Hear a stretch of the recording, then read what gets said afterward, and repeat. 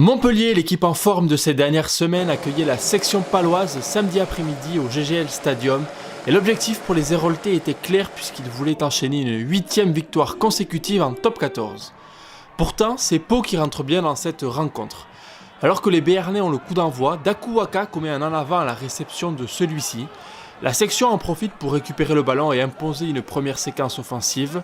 Montpellier se met à la faute et l'ouvreur Antoine Astoy inscrit les premiers points de ce match, 3-0. Dans une première période loin d'être emballante, le MHR est plutôt fébrile.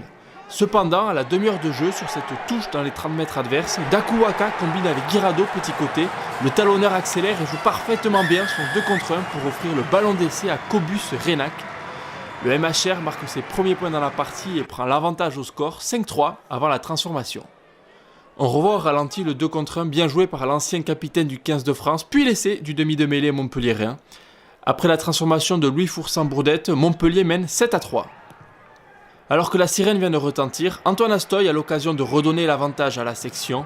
Mais après avoir passé une deuxième pénalité quelques minutes plus tôt, le numéro 10 Béarnais manque sa tentative lointaine. Et à la pause, Montpellier compte un petit point d'avance, 7-6.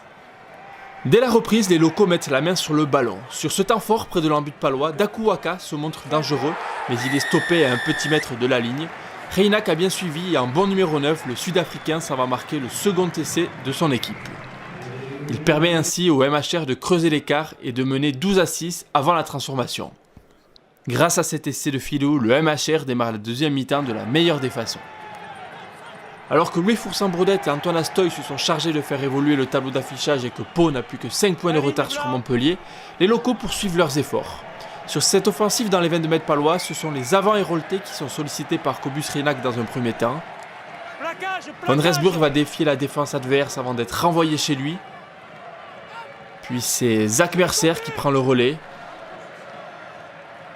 Les sorties du ballon sont lentes, jusque-là la défense de Pau tient bon.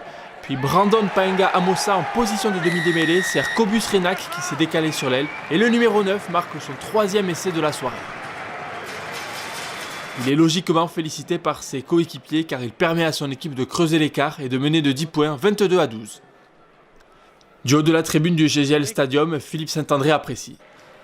Alors qu'ils ont déjà marqué 3 essais et qu'ils ont le bonus offensif en poche, les Héroltais ont une dernière munition dans les 22 mètres palois à 5 minutes de la fin.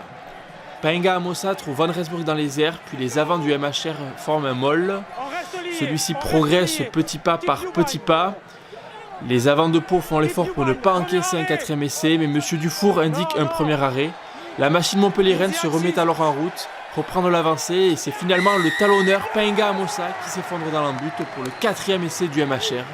Passeur sur l'action précédente, l'Australien se transforme 7 fois en marqueur et porte le score à 27-12. Thomas Darbon passe la transformation en coin et le MHR s'impose avec le bonus offensif 29-12.